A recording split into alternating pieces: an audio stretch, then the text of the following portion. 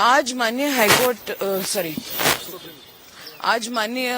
उच्चतम न्यायालय ने ये पहचाना है और इस बात के डायरेक्शंस दिए हैं कि हमारे देश में जो पशु जन्म नियंत्रण कार्यक्रम है, जिसका 2001 में सबसे पहले नियम बना था, उसका अभी तक अनुपालन ज्यादातर राज्यों में सुनिश्चित नहीं किया गया है। हर जनपद में एक पशु नियंत्रण केंद्र बनाने के लिए डायरेक्शंस दिए हैं और ये कहा है कि ट्रेन्ड मैन पावर, वेटनेरियन की कैपेसिटी और एक अच्छा monitored programme, scientifically monitored programme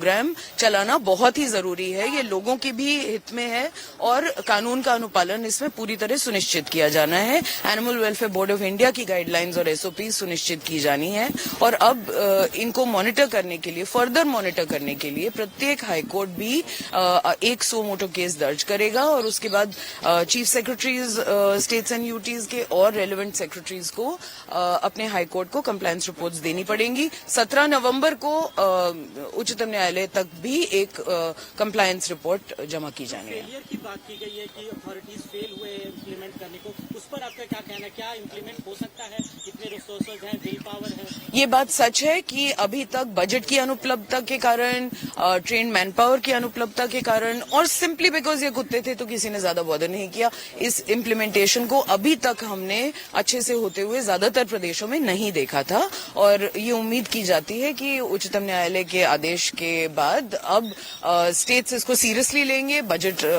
का प्रावधान करेंगे, मैन पावर का प्रावधान करेंगे, इंफ्रास्ट्रक्चर का प्रावधान करेंगे और एनिमल बर्थ कंट्रोल रूल्स को सकुशल किया जा सकेगा। जो कर्मचारी जाते थे टकराव ना हो तो उनको संरक्षण भी कोर्ट ने यहाँ पर किया है।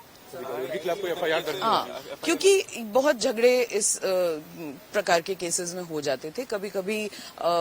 आपसी टकराव भी हो जाते थे, तो उसके संबंध में भी कोर्ट ने डायरेक्शंस दिए हैं कि यदि कुछ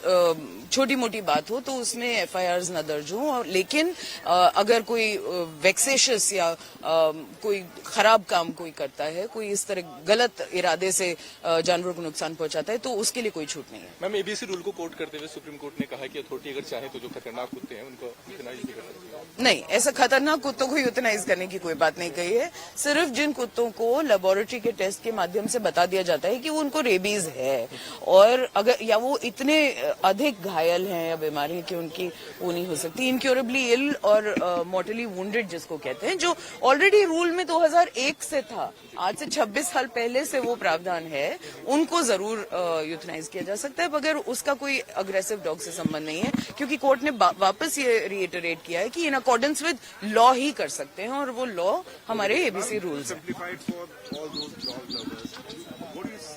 People want to know that whether it's good for them, bad for them. I think it is a good judgment. We are grateful to the court because animal birth control rules, which are the most important scientific set of